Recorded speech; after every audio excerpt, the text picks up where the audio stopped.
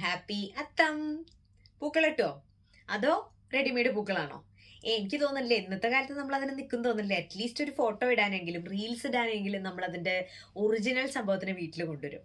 പക്ഷെ ഒന്ന് ആലോചിച്ച് നോക്കൂ, ഇടക്കാലത്ത് വെച്ചിട്ട് നമ്മൾ ഈ ശീലങ്ങളൊക്കെ നിർത്തിയിട്ടുണ്ടായിരുന്നു, സമയമില്ല.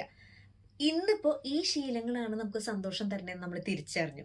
പണ്ട് കാലത്തുള്ള ഇത്തരം റിച്വൽസ് ഒക്കെ ശരിക്കും പറഞ്ഞാൽ നമ്മുടെ ഉള്ളിന്റെ ഉള്ളിലുള്ള സന്തോഷത്തിനെ പുറത്തു കൊണ്ടുവരാൻ വേണ്ടിയിട്ടുള്ളതായിരുന്നു എന്ന് ഇപ്പൊ മനസ്സിലാകുന്നുണ്ട് ഇല്ലേ.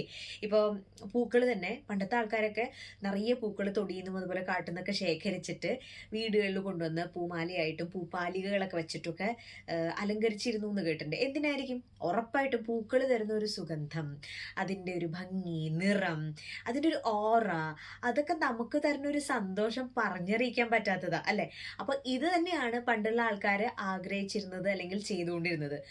ഇത് നമ്മൾ ഇടക്കാലത്ത് വെച്ച് ഇതൊക്കെ ഒരു ഒരു ചടങ്ങിന്റെ ഭാഗമാണെന്ന് പറഞ്ഞ് തള്ളിക്കളഞ്ഞു അല്ലെ.